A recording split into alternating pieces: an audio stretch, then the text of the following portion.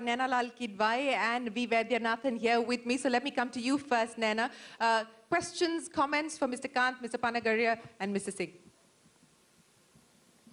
Well, I didn't actually have a question on banks, so let me ask the question I have, which is on the very aggressive privatization agenda, which is very, very exciting. And this really to you, Dr. Panagaria, that if you could share with us the Niti Aayog's vision of the new India vis-a-vis this preponderance of public sector engagement that the country has.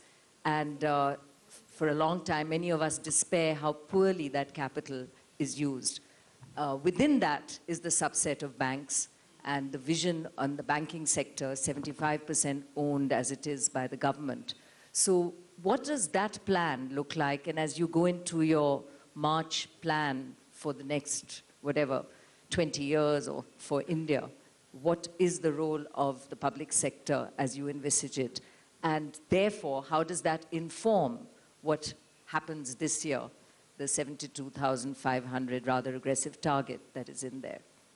I had a second question really for Amitabh, and it's really more to do with what is being widely lauded as the removal of FIPB, which I would share, given that it's in the mode of 100% automatic FDI. But as we don't have 100% automatic FDI, what happens to that 5% that looks to an FIPB for the interministerial running from pillar to post, which was somehow sought to be sorted through? And where do they go when they look for approval? So just that. Thank you, Naina. Mr. Panagaria, you want to start first, sir? Okay, so on the privatization, let me very quickly say that we did pull together very quickly, but after very detailed discussions, a list of about 17 enterprises for privatization, which has been approved by the cabinet. The ball is now in the court of the Finance Ministry, the DIPAM, Department of Investment and Public Asset Management. The process there is underway. So you would see, I told this to Shireen in one of the earlier interviews that I'm expecting the first sale to happen in the very first quarter of 17-18. And so that process has to move on. On the question of what is the vision, let me not preempt myself. I think we'll be bringing out the document. A lot of work has been done. Just broadly on this particular issue of public sector dominance, the way I feel is that the public sector in India on the whole is no larger than in most other countries. The difficulty is the composition.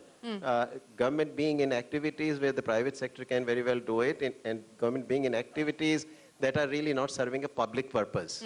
So the government needs to come out of the activities that are not serving a public purpose, but it does need to go, in fact, much faster in some of the other activities where the public sector is extremely important. And so infrastructure is obviously one, but I'll also give you another, public health. I think public health is something only the government can do and should do. But we are doing very poor job of it. I think government needs to be strengthened in that particular area. So that's my general kind of sense that I really won't say that the government needs to be made smaller. If you look, in fact, at our levels of expenditures in relation to the GDP, we come out on the low side in the international comparison, very much on the low side. So I would say we need to rejig how the government spends. Well, we've got Secretary DPAM Neeraj Gupta here with us, and he's going to be joining us on stage in a short moment from now. So a lot of those questions on what happens with strategic disinvestments coming your way, Mr. Gupta. So I'm already alerting you, sir. A lot of those questions are headed in your direction. But Mr. Kant, you wanted to respond to the question on FIPB, because so far there has not been a date in terms of when the FIPB will finally go. So that has yet to be decided. And what happens really once the FIPB goes? Is it up to nodal ministries then to take a call? Shireen, actually 94%, 93.8% to be precise, the total FDI that comes into the country comes in through the automatic route.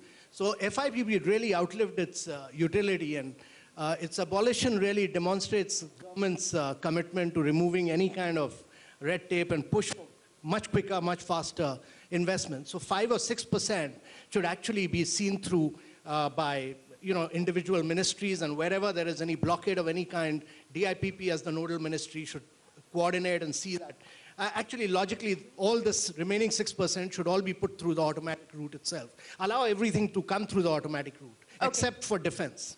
Okay, except for defense, everything else should go through the automatic route. Gentlemen, now, before we take a break and invite our next set of panelists here, give us a headline. Mr. Kant, let me start by asking you, sir, what will the headline be for 2017, or what you hope to achieve? The one thing that you would like to get done in 2017? My personal belief is that we need to bring in greater total factor productivity increase, and you need to push for disinvestment in a much bigger way. Okay. You need to push for disinvestments in a much bigger way. You also need to capitalize your banks. You need to also push for private sector investments. These three things are critical for India to grow rapidly. Okay, and we hope that we achieve some of that. Mr. Singh, what would you like to see as the priority the government takes forward outside of the FRBM committee's recommendations in 2017, sir?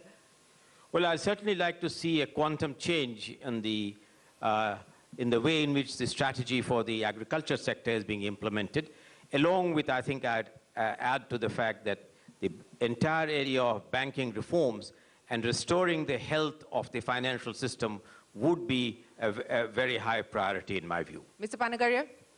I would still like to see the coastal employment zones launched. You're not giving up. The coastal employment zones continue to be the #1 idea. Arvind Panagaria, N.K. Singh, Amitabh Kant, thank you very much for joining us here on the CNBC TV 18 Budget Verdict. Thank you for sharing your thoughts with us and taking us through the priorities for 2017. Appreciate your time. Ladies and gentlemen, a big round of applause, please. Time for us to